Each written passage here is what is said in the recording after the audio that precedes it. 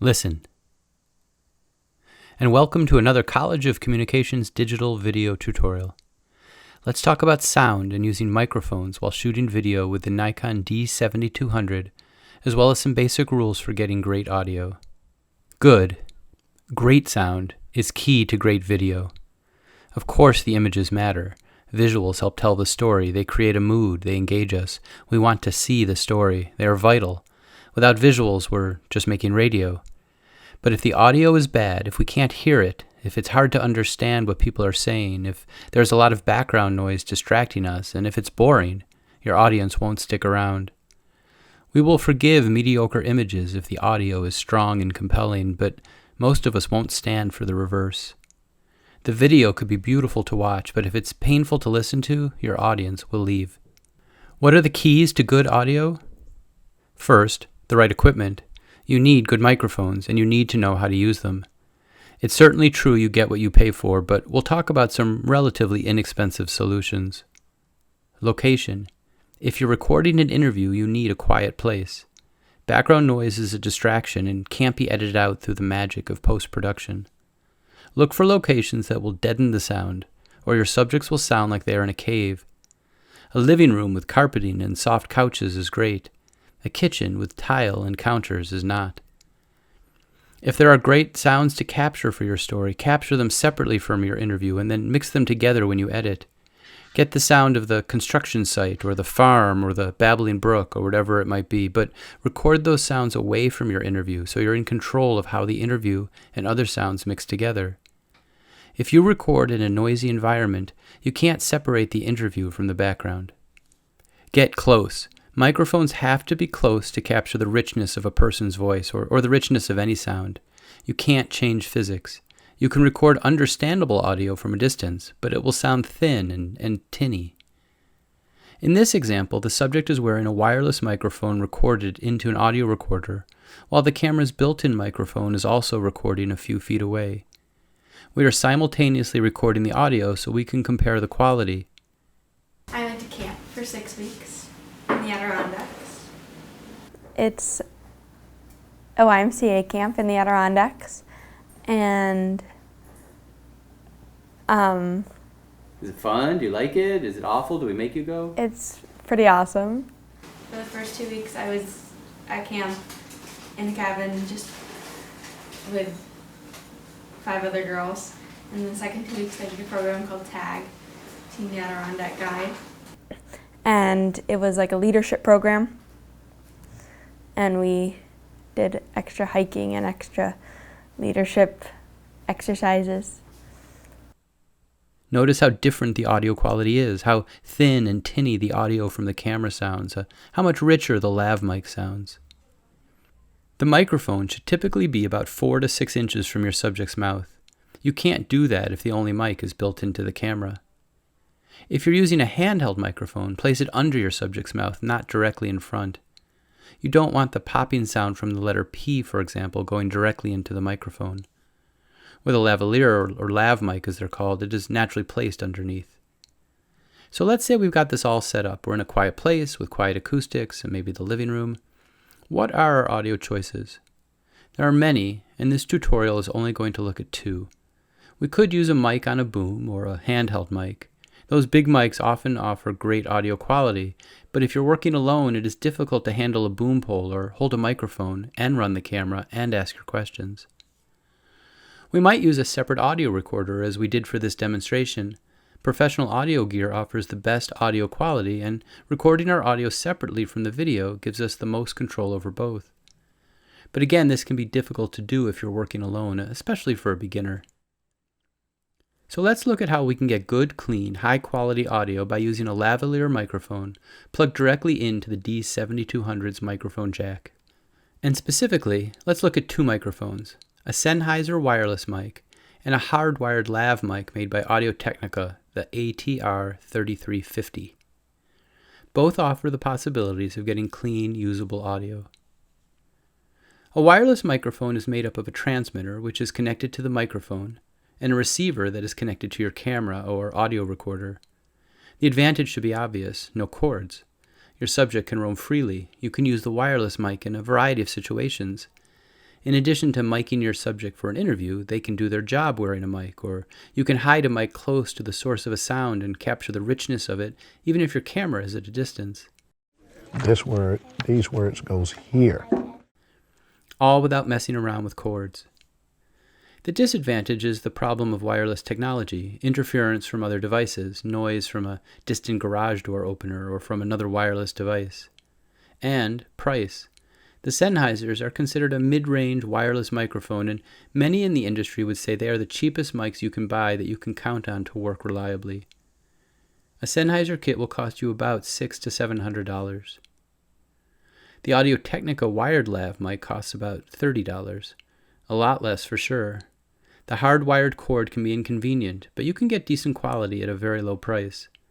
The microphone even comes with an iPhone adapter, so you can use this mic with your iPhone. It runs on a small button battery. Always make sure to have some extras in your kit. When the battery dies, so does the microphone, and they will always die at the worst possible moment. Attach the microphone to the clip and plug the cord into your camera. Turn on the power and you're ready to go with the wired mic. Let's walk through putting a lavalier on your subject. You can look online and find entire videos dedicated to the art of hiding the mic. To start, always ask your subject to run the cord under their shirt. A dangling mic cable is a big distraction. For button-down shirts, try to attach the mic between the second and third button, so about 6 inches from your subject's mouth. You can hide the mic inside their shirt, but be very careful about the mic rubbing against the cloth. You can create a tsunami of sound if you're not careful. I'd rather see a little of the mic than risk that noise. For other kinds of shirts, you need to be creative. You can run the cord up someone's back and hide it under their collar, or attach it to the strap of a dress. Sometimes you'll have no choice but to clip it on the outside of their clothing, like a t-shirt, for example. For the Audio-Technica mic, simply make sure it is turned on and then adjust the levels using the camera's audio controls. Remember that for interviews, you want to set your audio levels manually. For the Sennheiser wireless mics, you have some settings to adjust. First, the mics use 2 AA batteries in both the transmitter and receiver. Make sure they are fresh. Then you need to make sure they are both on the same frequency. There are some detailed instructions online for scanning for frequencies and pairing the mics. If you're using the microphones in class, they should be on the same frequency already, but double check. If other students are using wireless mics nearby or you hear static or interference, change the frequency to see if that fixes the problem. Now we need to set a proper level. The goal is to get the cleanest audio with the least noise possible. Keep in mind that the circuitry that handles audio on the D7200 and other DSLR cameras is not the best in the world. It does not handle a signal that is too strong very well, but it also has a lot of noise built into its less than perfect system. Our goal is to put as strong a signal as possible into the camera so we can keep the camera's levels low. But we have to be careful not to overpower the camera and get distorted audio. Both the wireless transmitter and receiver have sensitivity adjustments. On the transmitter it's called sensitivity, and on the receiver it's called AF out. And of course, we can adjust levels on the camera itself. The best rule is to test your mic with your camera before heading out on an assignment. Turn on the wireless mic transmitter and receiver by opening them up and pressing and holding the power button. Attach the mic to the transmitter. Attach the receiver to the camera using the 1/8 inch mini plug and the mic jack on the side of the camera. Start by adjusting the audio level on the camera. Turn it to manual for the interview. As I said, we want to set the camera as low as possible to reduce the noise generated by the camera. Let's start by setting the manual scale to 5. Now, adjust the transmitter. Put the mic on your subject, or set up the mics in advance by putting it on yourself. Talk in a normal voice, just as I'm doing for this demonstration. Press the Set button and use the arrows to scroll to sensitivity. Press the Set button again and use the arrows to change the sensitivity. Talk in a normal voice to maybe a slightly loud voice, or have your subject talk, and adjust the sensitivity so that the AF peak light does not flash. The flashing light is a warning that your signal is distorting. We want to get the level set just below that point. Because the D7200 preamps, the circuitry that handles the audio, are not great, we are going to err on the safe side and lower the signal a bit more. For my voice, -15 seems like a good place to start. Now look at the receiver. You'll see a meter on the left. We don't want the levels hitting the top of the meter on the receiver either, or again, the audio will distort. Adjust the AF out setting. You'll need to exit the setting to see the meter each time. For my voice, minus 12 dB gets the levels up around 2/3 of the scale, safely under the peak. Now finally, return to the camera and make adjustments if necessary to the audio level on the camera so that you are getting levels that just touch the yellow bars and don't ever hit the red. The ultimate goal is clean, natural, rich audio with as little hiss as possible. If you turn up the volume and listen closely, you'll always hear some hiss. These settings are designed to reduce that noise as much as possible. Done properly, audio recorded into the D7200 can be very good. And we did extra hiking and extra leadership exercises. Perfect. That was good. All right. Take the time to set up the equipment properly and pick a good location for interviews. If you're recording natural sound or you have a wireless mic on your subject while they are working, you obviously can't control the environment, but for interviews, turn off radios, unplug fans, move to a quieter room. It's worth it to capture the best audio possible.